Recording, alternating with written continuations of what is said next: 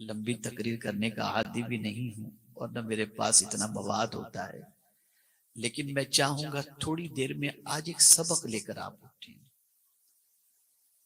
اللہ سے پوچھیں میرے مولا زندگی تنگ کیوں ہو گئی؟ رزق تنگ، زندگی تنگ، رشتہ تنگ، ہر چیز میں تنگی نظر آ رہی ہے، آدمی گھٹن محسوس کر رہا ہے، ایسا محسوس ہو رہا ہے کہاں جائیں؟ گھر میں جاتا ہے تو باہر نکلنے کو جی چاہتا ہے، باہر نکلتا ہے تو گھر جانے کو جی چاہتا ہے، لوگوں میں بیٹھتا ہے تو اس کی گھبراہٹ محسوس ہوتی ہے۔ اے اللہ ذرا وجہ بتا دے کہ ہماری زندگی تنگ کیوں ہو گئی۔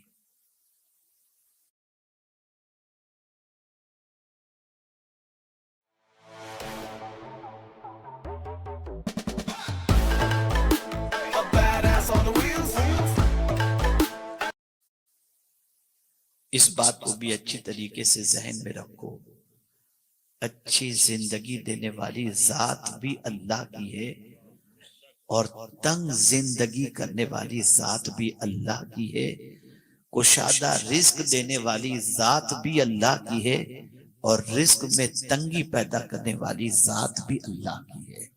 قرآن کہتے ہیں اللہ یبسط الرزق لمن یشاء ویقدر، اللہ جس کا چاہتا ہے رزق کشادہ کر دیتا ہے اور جس کا چاہتا ہے رزق تنگ کر دیتا ہے، تنگی بھی اس کے دستے قدرت میں اور کشادگی بھی اس کے دستے قدرت میں، زندگی کی تنگی بھی اس کے دستے قدرت میں اور زندگی کی کشادگی بھی اس کے دستے قدرت میں۔ آئیے ہم سمجھنے کی کوشش کرتے ہیں اور قرآن سے پوچھتے ہیں کہ قرآن تو بتا تنگ زندگانی کی وجہ کیا ہے، اور اس کے بعد ہم اگر واقعی اپنی تنگ زندگانی سے نکلنا چاہتے ہیں، رزق کی تنگی سے نکلنا چاہتے ہیں، قلب کے گھٹن سے نکلنا چاہتے ہیں، تو پھر قرآن جو فارمولہ دے اس فارمولے کو فالو کریں، تنگ زندگانی سے باہر آ جائیں گے، گھٹن سے باہر آ جائیں گے، اور اگر میں یہ کہوں تو غلط نہ ہوگا، زندگی بھی پر مسرت، موت بھی پر مسرت، اور قبر بھی راحت اور آخرت بھی راحت نصیب ہو جائے گی۔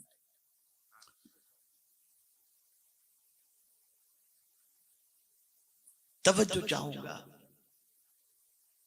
قرآن کہتا ہے وَمَنْ أَعْرَضَ عَنْ ذِكْرِي فَإِنَّ لَهُ مَعِيشَةً ضَنْكًا، اللہ فرماتا ہے جو میرے ذکر سے منہ پھیرے، جو میرے ذکر سے منہ پھیرے میں اس کی زندگانی کو تنگ کر دیتا ہوں۔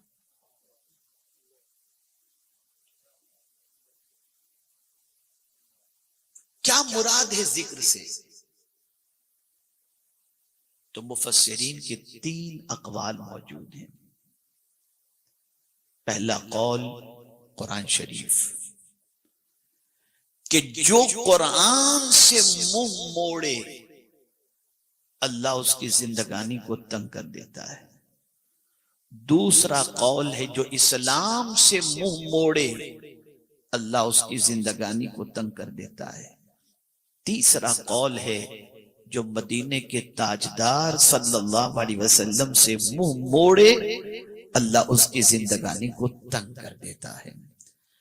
اب قرآن کی روشنی میں یہ بات اچھی طرح سمجھ میں آ گئی کہ ہماری زندگانی کے تنگ ہونے کی وجہ قرآن سے منہ موڑنا ہے۔ میرے پیارے آقا صلی اللہ تعالی علیہ وسلم کے پیارے دیوانوں، قرآن اللہ کی وہ کتاب ہے کہ اس کتاب سے جو بھی منہ موڑے گا اس کی زندگی کو اللہ تنگ کر دے گا، اور جو اس کتاب سے منہ موڑنے کی بجائے اس کتاب کی طرف اپنا منہ کرے گا، دل کرے گا، تو اللہ اس کی زندگانی میں اتنی برکت عطا کر دے گا کہ وہ زمین پر ہوگا، اس کے قریب ہونے والے کو وہ برکتوں سے مالا مال کر دے گا، اور زمین کے اندر جائے گا تو زمین کے اندر جانے کے بعد بھی اس کی بارگاہ میں اگر کوئی آئے تو اس کو بھی برکتوں سے وہ مالا مال کر دیا گا۔ سبحان اللہ۔ زندگانی تنگ ہو چکی، وہ کتاب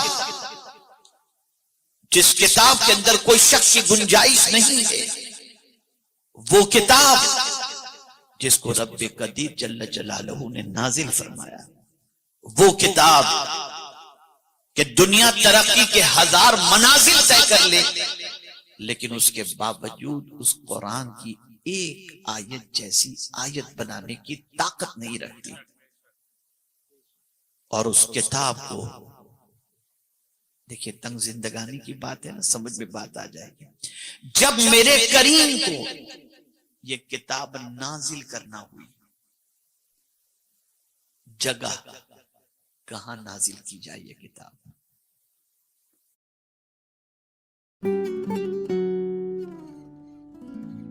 قرآن علی جبل لرأیتہ خاشعا متصدعا من خشیۃ اللہ۔ اگر اس قرآن کو ہم پہاڑ پر نازل کرتے تو تم دیکھتے کہ پہاڑ خشیت ربانی کی وجہ سے ریزہ ریزہ ہو جاتا۔ پہاڑ تھوڑا سا سوچو کتنا مضبوط ہوتا ہے، کتنا بڑا ہوتا ہے۔ کسی پرٹیکولر ایک پہاڑ کا تذکرہ نہیں، مطلق پہاڑ کی بات ہے۔ اب دنیا کا جو سب سے بڑا پہاڑ ہو، چاہے وہ ایوریسٹ ہی کیوں نہ ہو، اگر اس پر میرا مولا قرآن کو نازل کرتا تو اللہ کی خشیت کی بنیاد پر تم دیکھتے کہ پہاڑ ریزہ ریزہ یعنی سرما بن جاتا، خاک میں تبدیل ہو جاتا۔ تو مولا جب تیری کتاب کی اتنی طاقت ہے تو ذرا یہ بتا، اس پہاڑ سے بھی طاقتور کون سی چیز ہے جہاں تو یہ کتاب نازل کرنا چاہتا ہے؟ تو قرآن ہی نے کہا، اللہ اکبر، علی قلبک، رسول اعظم تمہارے قلب پر ہم نے اپنی کتاب کو نازل فرمایا۔ تو پہاڑ سے بھی طاقتور اگر کوئی چیز ہے تو وہ مدینے کے تاجدار کا دل ہے، اللہ کے رسول صلی اللہ علیہ وسلم کا قلب اطہر۔ تنزیل من رب العالمین نزل به الروح الامین علی قلبک، علی قلبک، رسول اعظم صلی اللہ علیہ وسلم کے قلب اطہر پر قرآن نازل ہوا۔ بے چینی دل میں پیدا ہوتی ہے، چہرے سے تو پتہ چلتا ہے، تنگ زندگانی دل میں محسوس ہوتی ہے، چہرے سے تو ظاہر ہوتا ہے۔ آدمی پریشان ہے، زبان سے کہتا ہے، دل اس کا پریشان ہوتا ہے۔ آدمی کے چہرے سے پتہ چل جاتا ہے کہ اس کا جو ہے دل اداس ہے۔ دل اداس ہو چہرہ اترا ہوا ہوگا، دل خوش ہو چہرہ بالکل سرخ ٹمٹماتا ہوا نظر آئے گا۔ اللہ نے اپنی کتاب کو نازل کرنے کے لیے جس جگہ کا انتخاب فرمایا وہ مدینے کے تاجدار صلی اللہ علیہ وسلم کا دل۔